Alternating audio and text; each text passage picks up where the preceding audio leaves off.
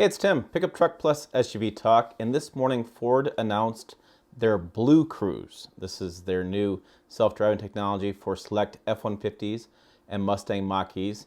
In this video, let's go ahead and talk about this BlueCruise. We'll talk to you about what it is, and I'll kind of tell you about some of the pros and cons we're seeing on this technology, talk about pricing, and see what trucks it's coming to. So let's go ahead and get this video right now.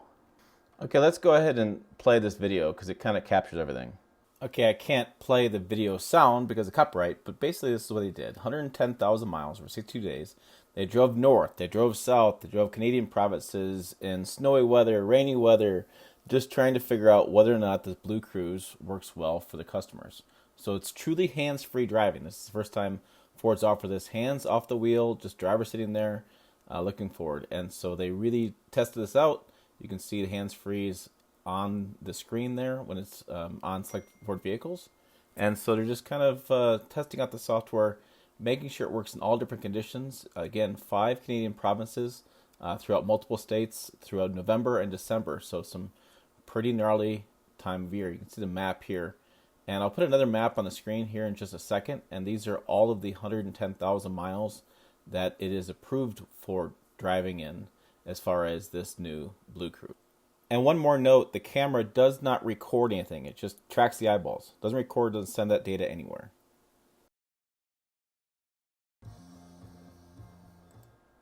Okay, so a few notes. Let's get down here. You have to have the F-150 and 2021 Mustang Mach E vehicles equipped with the available Ford Copilot 360 Active 2.0 prep package. And we'll get to that in a little bit. This is going to be an over-the-air update as long as you have the hardware.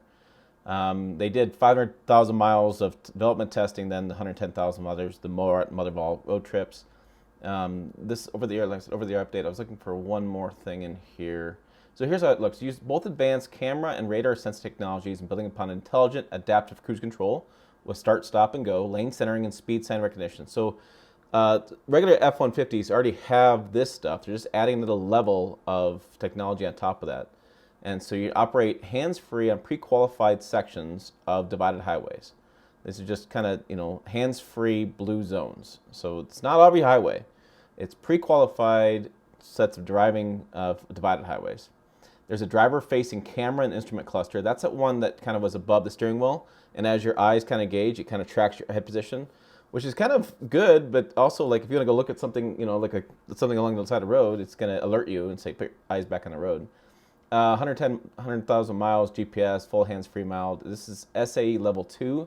Again, there's more levels on top of this. So it's similar to Tesla Autopilot, but with the advantage of offering a true hands-free driving experience. So Tesla's Autopilot, the thing people don't talk about too much is there's a screen that pops up that says, hey, you have to keep your hand on the wheel as it operates. This is a true hands-free. It doesn't require the driver's hand to stay in contact driving wheel. And unlike other approaches like GM Super Cruise, which uses red and green lighting, or Tesla's Autopilot, which requires the driver's hand to keep their hands on the steering wheel, BlueCruise communicates with the driver in different ways. Instrument cluster transitions to communicate with it features in hands-free drive mode through text and blue lighting cues, effective for even those with color blindness.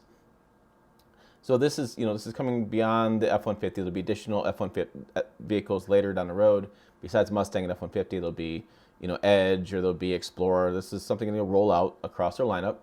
And so you'll be able to purchase the BlueCruise software, including a 3-year service period for $600 in the second half of 2021 when it's ready to launch. Hardware pricing varies by vehicle. Right now, the BlueCruise is available as part of the Copilot 360 2.0 package, a total of $1,595. It's basically $1,000 of hardware. It's a standard on F-150 Limited and available as an option on Lariat, King Ranch, and Platinum models. So you have to get the truck that has that software built into, or the hardware built into it already, then you add the software. And so we'll talk about it a little bit, but about the truck that we bought for the channel for this year doesn't qualify for that because I didn't buy the high enough trim level because I didn't want the higher trim level. And then there's the Mustang Mach E that has that as well. So if we play the technology video here, you can see, so this is hands-free off. It's using, see that radar right there? It's right by the mirror. That's your lane sensing radar. So if you look at the mirror, you'll see 2 lines. Subaru's done this for years. Everybody's doing this now. It's right in the mirror, and it projects the radar going out and picks up the lane lines. That's what this is doing in that video. So it's seeing the lane lines. It's keeping the vehicle centered in the lane lines. Oh, I guess we're changing lanes.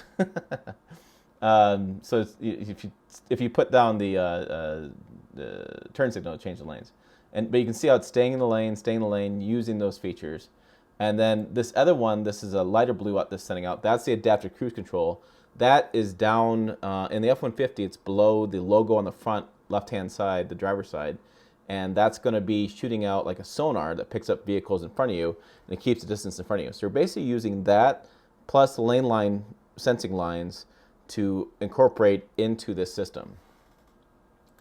And there you go. I mean, these features already exist in many modern cars. Like the XLT has it, things like this have it. You can use these things while you're driving already.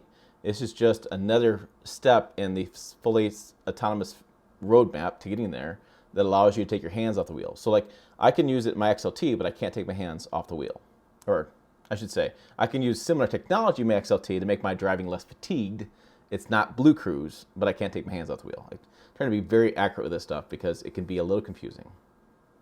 So there you go. There is the news from Ford on the BlueCruise. And like I said, there's some differences between that and GM and Tesla's version of this self-driving technology. Now, there's a lot of skepticism from people, and there's a lot of proponents of this technology. There's a lot of people that talk about how they don't like to drive. Driving's mundane, driving's boring, driving's mentally fatiguing, especially long road trips. You just don't enjoy it. And so this is a good opportunity for them to have a vehicle drive for them and not have to do all the driving themselves. Thinking a lot of commutes, a lot of boring commutes back and forth in traffic. This is the future of kind of driving, where you're able to let the system control driving in specific segments. So if you're going to drive, like, say, the 405 in California, and it's bumper to bumper all day long every time you commute, this is something the technology you're probably excited about, because you can use this technology to allow you to well, just sit back and wait to get to work. Would be kind of the way technology works. Also, long road trips. I've heard from a few fans on this channel that have Teslas that have driven from long road trips across the country, and they arrive and they're not fatigued, and they really like this technology. Now, there are some pros to that as far as not driving as much and not being as fatigued. There are some cons in that, as you saw with my wife, took the F-150 that we own for the channel down to Denver, and she ran into problems where the adaptive cruise control didn't work because of weather.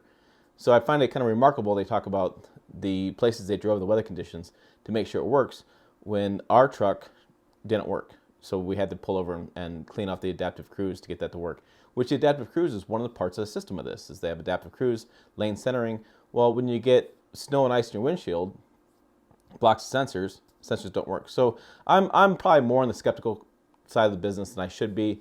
I know a lot of people are excited about this, and I can see in the Sun Belt area or areas where you don't get as much precipitation or you get as much bad weather, I can see the benefits here. I could see, if you're going to drive to work every day and you're going to drive long road trips, there's going to be some benefits here. Now, keep in mind that this is only for higher trim levels, like the XLT doesn't have it, XL doesn't have it. This is for, I said, limited, Platinum, and King Ranch. You can do the additional charge for the additional hardware. So you're looking at, $1,000 in hardware, depending on what trim and vehicle, and $600 per every 3 years. This is kind of that new idea of doing navigation again, where you used to have to go in and get your SD card updated for navigation maps and pay for that. This is the same idea as well, as they do more programming of the divided highways and things, they'll do more updates on that software to make it work even better.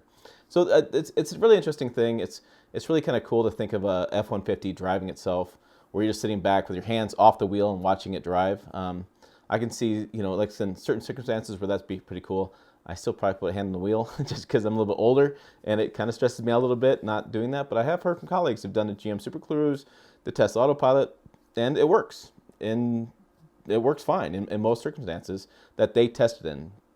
Again, we're talking about 100,000 miles of highway, talking about different weather conditions and things. So I'm going to be still a little skeptical on the fence of it working during a snowstorm, because if I can't see where I'm going, I don't really trust a truck to see where I'm going either. You know what I mean?